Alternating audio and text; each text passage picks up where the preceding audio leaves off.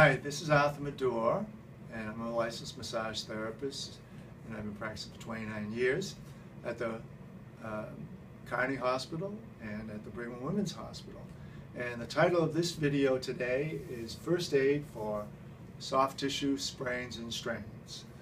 Fall down and you're not sure how bad an injury is, you want to do something so the healing process moves right along as best you can. So this doesn't replace a trip to the emergency room if you break a leg or if you're in that much pain, but this is the category of injuries where you would normally wait a day or two before you see a doctor.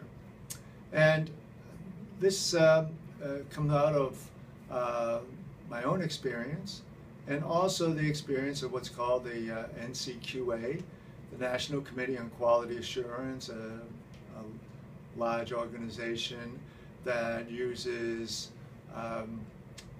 published studies and evidence-based medicine to devise protocols for best practices. And relative to back pain, the best practice is do not go to bed and rest. It is to do motion as early as possible.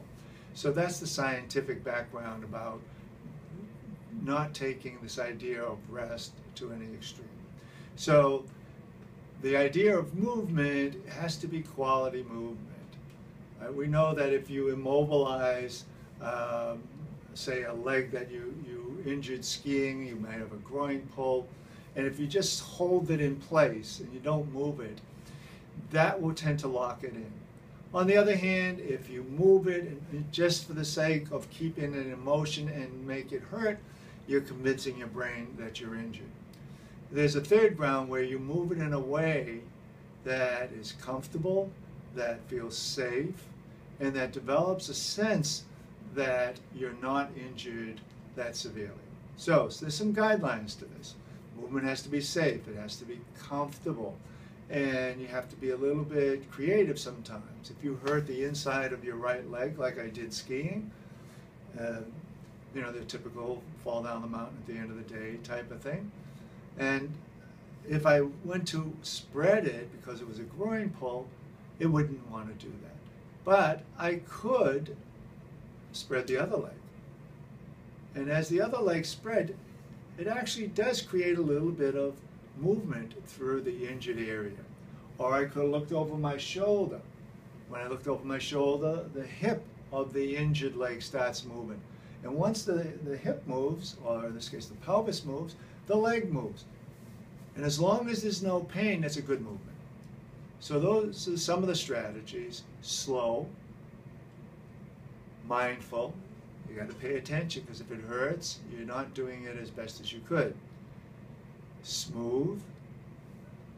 Frequently, the further away you start the movement, the safer it is.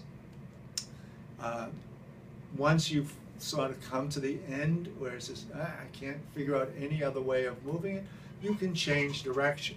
Maybe I could drop the knee. That's still stretching and moving the tissue. Maybe I could move just my pelvis. Right? If I move my pelvis without moving the knee, that's moving where the groin starts. So the idea of all of those tips is that you're doing movement well away from the injured side that doesn't cause pain, you're doing it small, you're doing it slow, you're doing it mindful.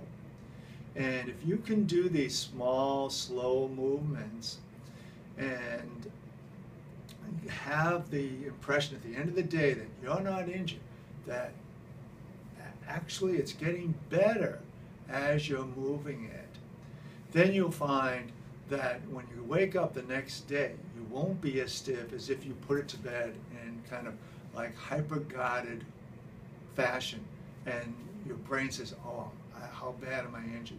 You want to convince yourself that you're only injured a little bit and that you can, within the same day, increase your comfortable range of motion. So the perception is that you're getting better before you go to sleep. So that's my tip of the day.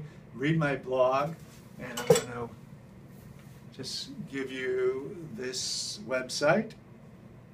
And so it's arthurmadura.com, and that's where the blog will be.